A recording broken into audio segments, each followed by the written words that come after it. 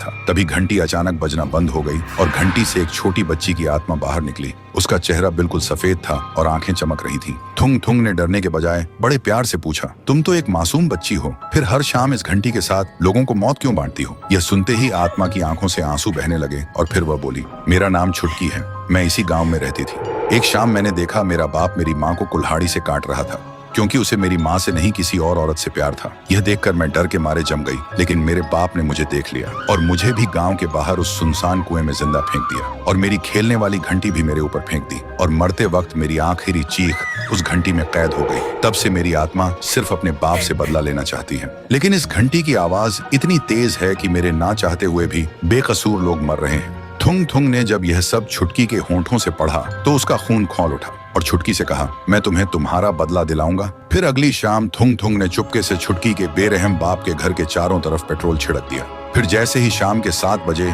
छुटकी की आत्मा प्रकट हुई, थुंग थुंग ने उसकी तरफ देखकर कहा, छुटकी, अब वक्त आ गया है उन पापियों को उनके गुनाहों का अंजाम देने का। यह सुनते ही छुटकी ने घंटी को पूरी ताकत से बजाना शुरू कर दिया। अगले ही पल पेट्रोल ने आग पकड़ ली और पूरा घर जलने लगा और अंदर घंटी की आवाज से एक ही पल में पापियों के सिर एक एक करके फटने लगे और देखते ही देखते सब शांत हो गया। छुटकी ने आखिरी बार थुंग थुंग की तरफ देखा। उसकी आंखों में अब गुस्सा नहीं सुकून था और धीरे धीरे वह हवा में विलीन हो गई। लेकिन जैसे ही वह गई, थुंग थुंग ने महसूस किया उसके कान अब बिल्कुल ठीक हो चुके थे और वह अब सब कुछ सुन पा रहा था।